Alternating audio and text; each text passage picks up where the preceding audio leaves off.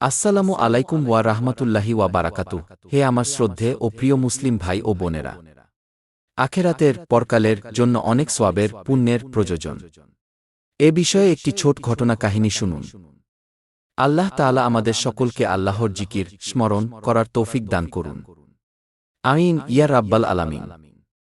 বনী ইসরায়েলের একজন আবেদ উপাসক ছিলেন, যিনি ৫৫০ বছর ধরে আল্লাহর ইবাদত করেছিলেন। কিয়ামতের দিন তাকে আল্লাহর দরবারে পেশ করা হবে এবং আল্লাহ তাআলা বলবেন, আমার রহমত দ্বারা জান্নাতে প্রবেশ করো। আবেদ বলবেন, হে আল্লাহ, আমার ৫ বছরের ইবাদত এর ফল কি হল? আল্লাহ তাআলা বলবেন, আচ্ছা, এখন এই বান্দার উপর আমার একটি নেয়ামত অনুগ্রহের দাম মূল্য লাগাও। আবেদ তখন পিপাসায় অস্থির হবেন আর পানির খোঁজে এখানে ওখানে ঘুরতে থাকবেন। এমন অস্থির অবস্থায় একজন ফেরেশতা পানির একটি পেয়ালা নিয়ে তার সামনে আসবেন।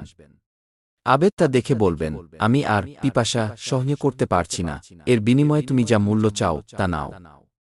ফেরেশতা জিজ্ঞেস করবেন, কত দাম? আবেদ বলবেন, ৫ বছরের নেকি সওয়াব। ফেরেশতা বলবেন, না। আবেদ বলবেন, তবে আমার ৫ বছরের নেকি নাও।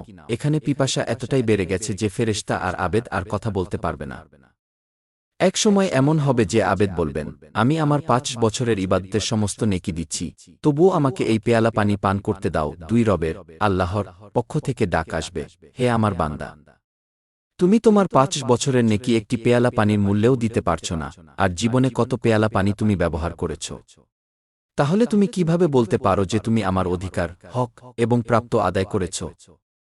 এটি একটি ধর্মীয় উপদেশমূলক কাহিনী যা বান্দার ইবাদতের তুলনায় আল্লাহর অনুগ্রহের শ্রেষ্ঠত্ব তুলে ধরে।